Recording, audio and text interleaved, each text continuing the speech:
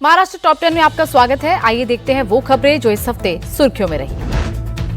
फडणवीस सरकार ने महाराष्ट्र के किसानों को बड़ी राहत दी है। सरकार ने पुण्यश्लोक अहिल्यादेवी होलकर शेतकरी कर्ज मुक्ति योजना में बड़ा बदलाव किया, जिसके तहत 50,000 रुपए की सीमा हटा दी गई है। अब पात्र किसानों को 2 लाख रुपए तक की कर्ज माफी का लाभ मिलेगा। साल 2026-27 में फसल ऋण लेने और समय पर भुगतान करने की शर्त को खत्म कर दिया गया है। सरकार का कहना है कि इस योजना से 56 लाख किसानों को 36,585 करोड़ रुपए का लाभ होगा। साथ ही सीएम देवेंद्र फडणवीस ने किसानों के 48,000 करोड़ रुपए के बकाया बिजली बिल को भी माफ करने का ऐलान किया है। मुख्यमंत्री ने बताया कि राज्य में 7.5 हॉर्स पावर तक के कृषि पंपों का बिजली बिल पहले ही माफ किया जा चुका है। अब किसानों के नाम पर दर्ज पुरानी बकाया राशि भी समाप्त की जाएगी, ताकि उन्हें नए कृषि बिजली कनेक्शन लेने में कोई दिक्कत न हो। मुख्यमंत्री ने कहा कि बार बार कर्ज माफी कोई स्थायी समाधान नहीं है और सरकार का उद्देश्य खेती को लाभकारी और टिकाऊ बनाना है। महाराष्ट्र में रेल कनेक्टिविटी और ट्रैफिक इंफ्रास्ट्रक्चर को बड़ी मजबूती मिली है। मुख्यमंत्री देवेंद्र फडणवीस और केंद्रीय मंत्री नितिन गडकरी ने महाराष्ट्र के 6 जिलों में बने 9 रेल इंफ्रास्ट्रक्चर प्रोजेक्ट्स का उद्घाटन किया। इन परियोजनाओं पर करीब 484 करोड़ रुपए खर्च किए गए। इनमें 4 रोड ओवरब्रिज, 4 रोड अंडरब्रिज और 1 रोड सबवे शामिल है।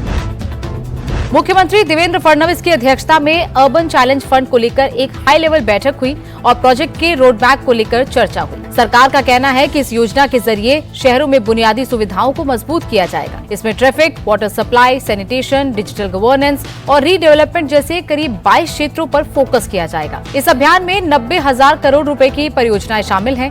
इनमें महाराष्ट्र के लिए करीब 44,800 करोड़ रुपए की परियोजनाओं को आगे बढ़ाने की तैयारी है। महाराष्ट्र में लेबर लॉ रिफॉर्म्स की तैयारी तेज हो गई है। मुख्यमंत्री देवेंद्र फडणवीस की अध्यक्षता में लेबर लॉ रिफॉर्म्स को लेकर प्रेजेंटेशन हुआ। मुख्यमंत्री ने कहा कि नियमों में बदलाव करते समय सबसे ज्यादा फोकस कामगारों के हितों पर दिया जाए। उन्होंने कहा कि महाराष्ट्र के लेबर नियम केंद्र सरकार के नए लेबर कोड के मुताबिक बनाए जाएं, लेकिन राज्य की जरूरत के हिसाब से उसमें जरूरी बदलाव भी किए जाएं। सरकार लोडिंग अनलोडिंग करने वाले मजदूरों और कंस्ट्रक्शन वर्कर्स के लिए बेहतर व्यवस्था बनाने पर भी काम कर रही है। इन सभी सुधारों को जल्द ही कैबिनेट के सामने रखा जाएगा। महाराष्ट्र में एसटी डिपो के पुनर्विकास और आय बढ़ाने के लिए सरकार ने पीपीपी मॉडल को मंजूरी दी। मुख्यमंत्री देवेंद्र फडणवीस ने कहा कि हर एसटी डिपो की कमर्शियल क्षमता के हिसाब से डेवलपमेंट प्लान तैयार किया जाए। सरकार का मकसद एमएसआरटीसी यानी कि महाराष्ट्र राज्य सड़क परिवहन महामंडल की आय बढ़ाकर उसे आर्थिक रूप से मजबूत बनाना है। पीपीपी मॉडल के जरिए रीडेवलपमेंट को तेज करने, डेवलपर्स के लिए जरूरी पॉलिसी तैयार करने और 49+49 साल के लीज मॉडल पर काम करने के निर्देश दिए गए।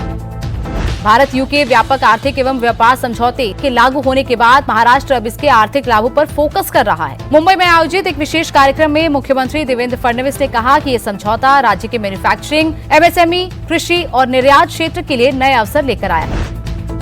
महाराष्ट्र में कानून व्यवस्था और साइबर क्राइम को लेकर मुख्यमंत्री देवेंद्र फडणवीस ने विधानसभा में कई अहम आंकड़े पेश किए। उन्होंने बताया कि मई 2025 से मई 2026 के बीच क्राइम डिटेक्शन रेट बढ़कर 82% तक पहुंच गया है, जबकि कन्विक्शन रेट 44.2 से बढ़कर 52.6% हो गया है। इस साल जनवरी से जून के बीच साइबर फ्रॉड से जुड़े 439 करोड़ रुपए फ्रीज किए गए हैं। सरकार ने एआई बेस्ड तपास सारथी सिस्टम को पुलिस के डिजिटल नेटवर्क से जोड़ दिया है।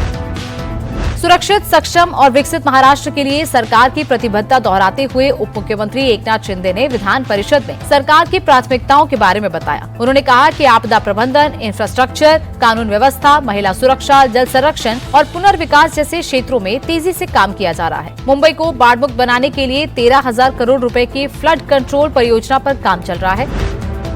मुंबई के मशहूर काला घोड़ा इलाके को नए आर्ट और कल्चरल हब के रूप में विकसित किया जा रहा है। मुख्यमंत्री देवेंद्र फडणवीस ने काला घोड़ा आर्ट एवेन्यू के सौंदर्यीकरण और लाइटिंग प्रोजेक्ट का उद्घाटन किया। इस मौके पर उप मुख्यमंत्री सुनेत्रा अजीत पवार भी मौजूद रहीं। बीएमसी के इस प्रोजेक्ट के तहत वीकेंड पर कुछ सड़कें सिर्फ पैदल चलने वालों के लिए रिजर्व रहेंगी। यहाँ दीवारों पर सुंदर पेंटिंग, कला से जुड़े इंस्टॉलेशन और पत्थरों से बने आकर्षक वॉकवे तैयार किए जाएंगे। महाराष्ट्र की प्रसिद्ध पंढरपुर वारी अब देश भर के लोगों तक पहुंचेगी। मुख्यमंत्री देवेंद्र फडणवीस की मौजूदगी में पंढरपुर वारी और संतों के पदचिन्ह नाम की डॉक्यूमेंट्री का प्रीमियर किया गया। 22 मिनट की डॉक्यूमेंट्री महाराष्ट्र डीजीआईपीआर और वार्नर ब्रदर्स डिस्कवरी के सहयोग से बनाई गई है। इसमें पंढरपुर वारी महाराष्ट्र की संत परंपरा और वारकरी संप्रदाय की आस्था को सरल और आकर्षक तरीके से दिखाया गया है। महाराष्ट्र टॉप 10 में इतना ही। हम फिर हाजिर होंगे महाराष्ट्र की खास खबरों के साथ।